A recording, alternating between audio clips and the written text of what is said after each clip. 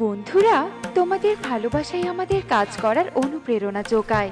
আজ তোমাদের মাঝে নিয়ে এলাম টুনি পাখির গল্প রঙিন চুড়িঘর। তাহলে চলো বন্ধুরা, শুরু করা যাক। রহিমপুর বনে অনেক পাখি বাস করত। সে বনে কাকুলি কাক নামে এক পাখিও বাস করত। কাকুলি কাকের একটা ছেলে সন্তানও ছিল, নাম তার কনক। কনক অনেক দুষ্টু ছিল। বাবা কনক, তুই তো এখন অনেকটা বড় হয়েছিস। এখন তোর নাম, তোর বাবা মায়ের নাম ও ঠিকানা জেনে রাখা উচিত। হ্যাঁ মা, তুমি তো আমাকে আমার নাম ঠিকানা সব শিখিয়ে দিয়েছো। এই দেখো, আমার সব মুখস্থ আছে। আমার নাম রাকি, আর আমার মায়ের নাম টুনি, আর আমি যে বনে থাকি সে বনের নাম রামপুর। কনক, তুই সব কি বলছিস? তোকে আমি এগুলো শিখিয়েছি? সব সময় দুষ্টুমি, তাই না? তোর নাম কনক, আর আমার নাম কাকুলি, এবং বনের নাম রহিমপুর। এগুলো ভালো করে মুখস্থ করে নে, নয়তো তুই আমার মার খাবি। মা, এগুলো আমি মনে রাখতে পারবো না। আর এখন আমার ঘরে থাকতে একদম ভালো লাগছে না, তাই এখন আমি বনে যাচ্ছি। তুমি আমাকে বকা দিও না। মা টুকি, আমি যে তোকে কাল বলেছিলাম তোর নাম ঠিকানা মুখস্থ করতে, মুখস্থ করেছিস? হ্যাঁ মা, আমি সব মুখস্থ করেছি। তুমি শুনবে? হ্যাঁ রে মা, বল তো দেখি। আচ্ছা ঠিক আছে, শোনো তবে মা। আমার নাম টুকি, আমার মায়ের নাম টুনি, এবং আমার বোনের নাম রহিমপুর। আর আমি আমার মায়ের সাথে একটা ছোট্ট ঘরে থাকি। আরে বাহ, তোর তো দেখছি সব মুখস্থ হয়ে গেছে। মা টুকি, এগুলো তুই সব সময় মনে রাখবি। তাহলে তুই যদি কখনো হারিয়ে যাস, তোর বাড়িতে ফিরতে কোনো অসুবিধা হবে না। মা, তুমি চিন্তা করো না, এগুলো আমার সব সময় মনে থাকবে। এভাবেই সেই দিন কেটে যায়।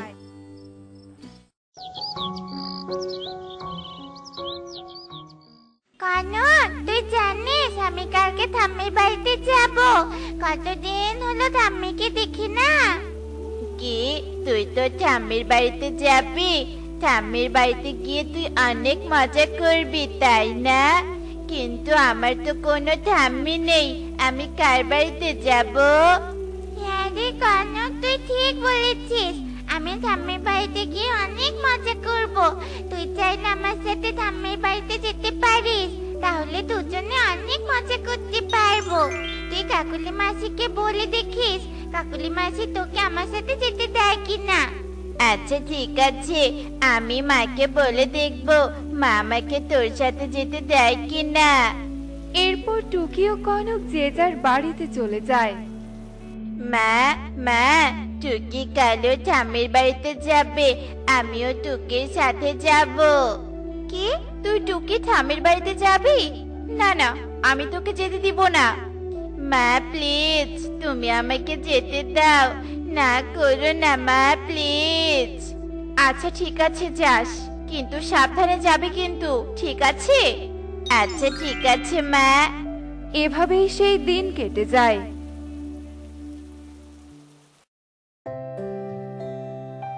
আমি এসে গেছি, চল এবার ঠাম্মির বাড়িতে যাওয়া যাক।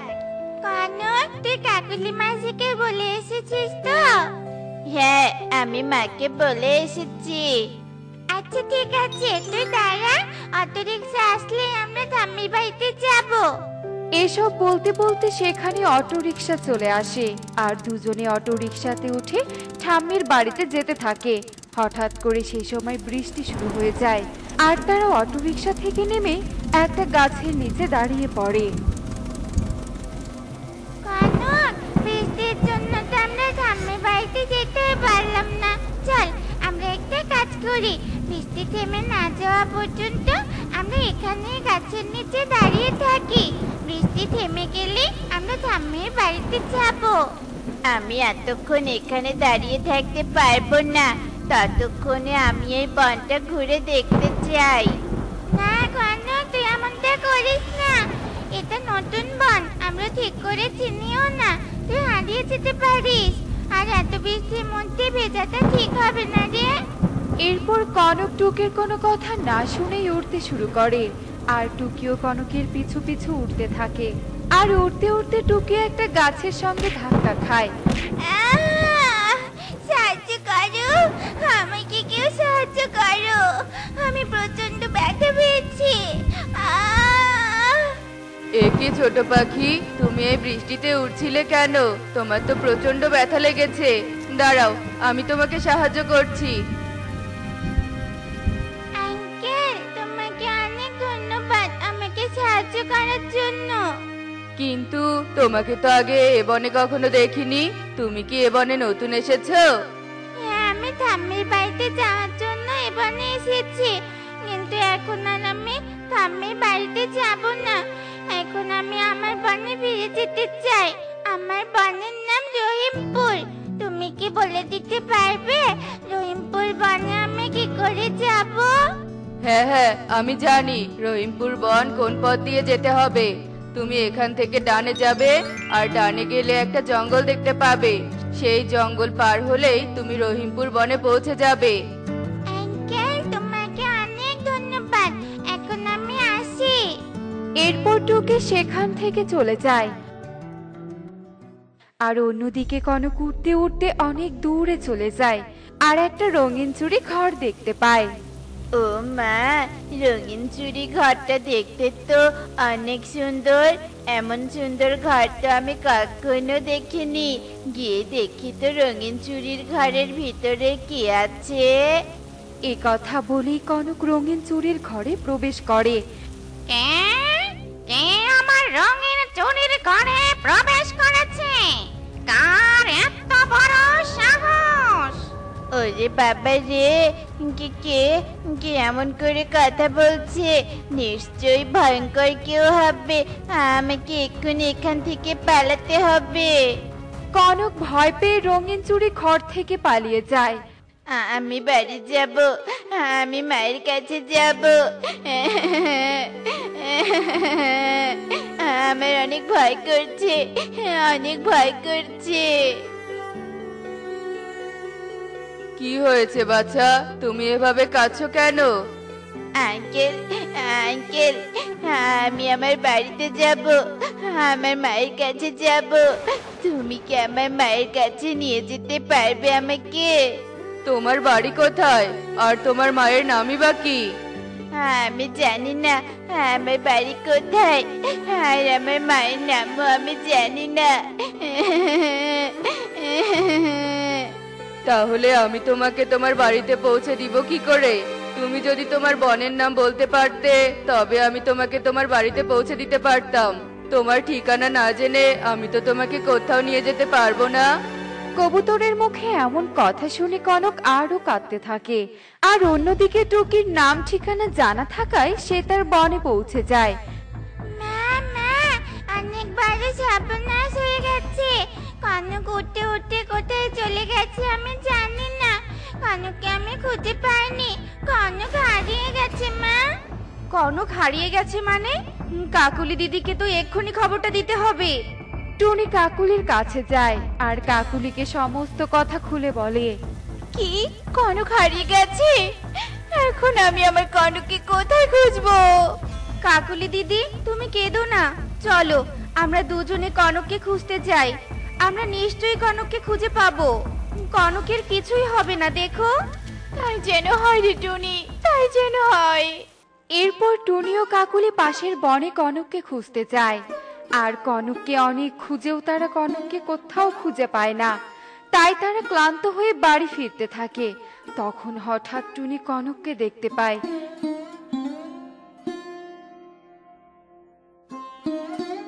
বাবা কনক, তুই এখানে কেন? মা, তুমি এসেছো? আমি তো ভেবেছিলাম আমি আর বাড়িতে ফিরতেই পারবো না। ভাগ্যিস তুমি এলে। ওসব কথা পরে হবে, চল আগে আমরা বাড়িতে যাই। এরপর কাকুলি ও টুনি কনককে নিয়ে তাদের বনে ফিরে আসে। আর কাকুলি কনককে বলতে থাকে, বাবা কনক, তুই যদি নাম ঠিকানা মুখস্থ করে রাখতি, তবে কখনো এমন বিপদে পড়তে হতো না। মা, আমার ভুল হয়ে গেছে। তোমার কথা শোনা আমার উচিত ছিল। এখন থেকে আমি তোমার সব কথা শুনে চলবো, আর কখনো তোমার অবাধ্য হব না মা। এরপর থেকে কনক আর কখনোই তার মায়ের কথার অবাধ্য হয় না। বৈশাখ মাস পড়ার কারণে বনে এখন প্রায় সময় কালবৈশাখী ঝড় ওঠে। কালবৈশাখী ঝড়ের কবল থেকে বাঁচার জন্য বনের পাখিরা তাদের ঘরবাড়িগুলো মজবুত করে তৈরি করছে। ও মা, তুমি কি করছো গো? দেখতেই তো পাচ্ছিস, ঘর ঠিক করছি। এখন তো বৈশাখ মাস, আর এই বৈশাখ মাসে কালবৈশাখী ঝড় হয়। ঝড় থেকে বাঁচার জন্য ঘরটা মেরামত করলাম রে মা। তবে তো ভালোই হলো, ঝড়ে আমাদের ঘর আর ভাঙবে না। সাইকেলটা রেখে এখন ঘরে চল। এরপর টুকি মায়ের কথা মতো সাইকেল রেখে ঘরে যায়। বিকেল হতে আকাশ কালো মেঘে ছেয়ে যায়, আর শুরু হয়ে যায় কালবৈশাখী ঝড়। এ জোরে বাতাস বইছে, নিশ্চয় আমবাগানে অনেক কাঁচা পাকা আম পড়েছে। যদি এখন বাইরে যেতে পারতাম, তবে তো সব আম আমার হতো। কিরে টুকি, জানালায় দাঁড়িয়ে আবার কি করছিস? ঝড় বৃষ্টি দেখছি মা। মা, ও মা, আমবাগানে নিশ্চয় অনেক আম পড়েছে, তাই না বলো? আমি আম কুড়াতে চাই। না না, একদম নয়। এই ঝড় বৃষ্টিতে বাইরে যাওয়া যাবে না। বাইরে গেলে বিপদ হতে পারে, বুঝেছিস? দেখছিসই তো বাইরে বৃষ্টির সাথে কেমন ঝড় ও বাতাস বইছে। ঘরে চুপটি করে বসে থাক, আমি তোর জন্য খাবার নিয়ে আসছি। মা তো চলে গেল। এই সুযোগে আমি বরং আমবাগান থেকে আম কুড়িয়ে নিয়ে আসি, মা টেরও পাবে না। এই বলে টুকি চুপি চুপি ঘর থেকে বেরিয়ে পড়ে। টুকি বৃষ্টি থেকে বাঁচার জন্য একটা কচু পাতা নিয়ে আমবাগানের দিকে যেতে থাকে। ঝড়ের দিনে আমবাগানে আম কুড়াতে সুখ, পাকা আমের মতো রসে রঙিন করে মুখ। আজ আমি বাগানে সব পাকা আম কাঁচা আম কুড়িয়ে নিয়ে যাব, আর স্কুলে গিয়ে সবাইকে দেখিয়ে দেখিয়ে খাবো। কি মজা! ও মা গো, পায়ে গিয়ে জোরে ব্যথা পেয়েছি। পুরো শরীর তো কাঁটা দিয়ে ভরে গেছে। এবার আমি কি করে বাড়ি যাব? কেন যে মায়ের কথা শুনলাম না? আমি তো উঠতেই পারছি না। মা নিশ্চয়ই আমার জন্য চিন্তা করছে। আরে, ওখানে এভাবে কে পড়ে আছে দেখি তো। আরে টুকি, কি হয়েছে কি? আম কুড়াতে এসে আমি এখানে পড়ে গেছি। পায়ে খুব ব্যথা পেয়েছি কাকু। আমি একদম উঠতেই পারছি না। আচ্ছা, আর কাঁদতে হবে না, আমি তোকে বাড়ি পৌঁছে দিচ্ছি। এরপর কালু টুকিকে অটোতে তুলে নেয়, আর এদিকে টুনি ঘরে টুকিকে না পেয়ে টুকিকে খোঁজার জন্য ছাতা নিয়ে বাইরে বেরিয়ে পড়ে। মেয়েটা আমার কোনো কথাই শোনে না, নিশ্চয়ই এই বৃষ্টির মধ্যে আম কুড়াতে গেছে। এখন মেয়েটাকে কোথায় যে খুঁজি? আরে টুনি, ওদিকে কোথায় যাচ্ছিস? অটোতে উঠে পড়, অটোর ভিতর টুকি আছে। কালুর কথা শুনে টুনি অটোতে উঠে পড়ে। কালু দাদা, তুমি টুকিকে কোথায় পেলে? আর ওর এই অবস্থা কি করে হলো? এরপর কালু টুনিকে সমস্ত ঘটনা খুলে বলে, আর সব কথা শুনে টুনি ভীষণ রেগে যায়। তোকে কতবার বারণ করলাম যে বৃষ্টির মধ্যে বাইরে যাস না, বিপদ হতে পারে। তুই আমার একটা কথাও শুনলি না। এখন দেখলি তো বড়দের কথা না শুনলে কি হতে পারে। আমি ভুল হয়ে গেছে মা, এমন ভুল আমি আর কখনো করব না। হয়েছে টুনি, মেয়েটাকে আর বেশি বকিস না, আমি তোদের বাড়িতে পৌঁছে দিচ্ছি। তোমাকে অনেক ধন্যবাদ কালু দাদা। আজ যদি তুমি না থাকতে তবে কি যে হতো। ধন্যবাদ দিতে হবে না, আমরা তো প্রতিবেশী, প্রতিবেশীরাই তো প্রতিবেশীর বিপদে সাহায্য করবে, এটাই তো হওয়া উচিত। মেয়েকে নিয়ে যা, তবে আমায় এবার বাড়ি ফিরতে হবে।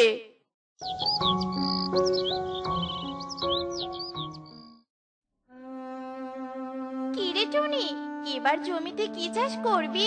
ভেবেছি এবার জমিতে ধান চাষ করব। তা কবুতর দাদা জমিতে কি চাষ করবে সুখী দিদি? কবুতর এবার জমিতে আলু চাষ করবে।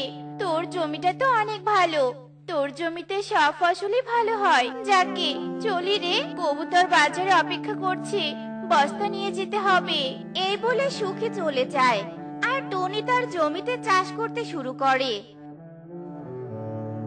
এই অসময়ে আবার ঝড় বৃষ্টি শুরু হলো। এই বৃষ্টির জন্য এবার জমিতে চাষই করতে পারছি না। নিশ্চয়ই আজকে আম বাগানে আম পড়েছে, কিন্তু মা তো আমাকে যেতেই দিবে না। আমি যদি মাকে সঙ্গে করে নিয়ে যাই, তবে তো মা আর বারণ করবে না। মা, ও মা, আমার না খুব আম খেতে ইচ্ছে করছে। চলো না মা, আম বাগানে গিয়ে একটু আম কুড়ে নিয়ে আসি। একদম নয় টুকি, একদম নয়। এই ঝড় বৃষ্টিতে বাইরে যাওয়া একদম ঠিক হবে না। ও মা, এমন করছো কেন গো? চলো না মা, চলো না প্লিজ, চলো। আমি তো একা যেতে চাইছি না, তোমাকে তো সাথে নিয়ে যেতে চাইছি। মা চলো। টুকি, একদম বায়না করো না। মা, ও মা প্লিজ চলো। আমার খুব আম খেতে ইচ্ছে করছে। চলো না মা, বাগানে গিয়ে কাঁচা আম পাকা আম কুড়ে নিয়ে আসি। আম বেশি পেলে তো আমরা বাজারে বিক্রিও করতে পারবো। প্লিজ মা, আর না করো না। আচ্ছা ঠিক আছে, চল। এরপর টুনি আর টুকি ছাতা নিয়ে আম কুড়াতে আম বাগানে চলে যায়। মা দেখো দেখো, কত আম পড়ে আছে। মা, তুমি পাকা আমগুলো কুড়িয়ে এই বস্তায় রাখো, আর আমি কাঁচা আমগুলো কুড়িয়ে এই বস্তায় রাখছি, কেমন? এরপর তারা দুজনেই আম কুড়াতে শুরু করে। এমন সময় কিছুটা দূরে তারা একটা কান্নার আওয়াজ শুনতে পায়। মা, মনে হচ্ছে ওই দিকটায় কেউ আর্তনাদ করছে। দেখো, কান্নার শব্দ ভেসে আসছে। হ্যাঁ রে মা, আমিও তো শুনতে পাচ্ছি। চল তো গিয়ে দেখি। এরপর তারা সামনে এগিয়ে যেতেই দেখতে পায় একটা পরী গাছের ডালের নিচে পড়ে আর্তনাদ করছে। এই দেখে টুনি গাছের ডালটি পরীর উপর থেকে সরিয়ে দেয়। তোমাকে অনেক ধন্যবাদ, তুমি আমাকে বিপদ থেকে রক্ষা করলে। মা, এটা তো একটা পরী। হ্যাঁ, আমি পড়ি। পাখিদের বন ঘুরতে এসে ঝড়ে আটকা পড়েছিলাম, আর হঠাৎই একটা ডাল আমার উপরে পড়ায় আমি আর উঠতে পারছিলাম না। পরী, ঝড় থেমে গেছে, এখন আর বৃষ্টিও নেই। এখন আমাদের বাড়ি ফিরতে হবে। এরপর টুনি পরীকে বিদায় জানিয়ে আম নিয়ে বাড়িতে ফিরতে এসে দেখতে পায় তাদের বাড়িটির ওপর একটা গাছ ভেঙে পড়ে আছে, আর বাড়িটি একদম ভেঙে গেছে। আর বিধাতা, এ কি হয়ে গেল?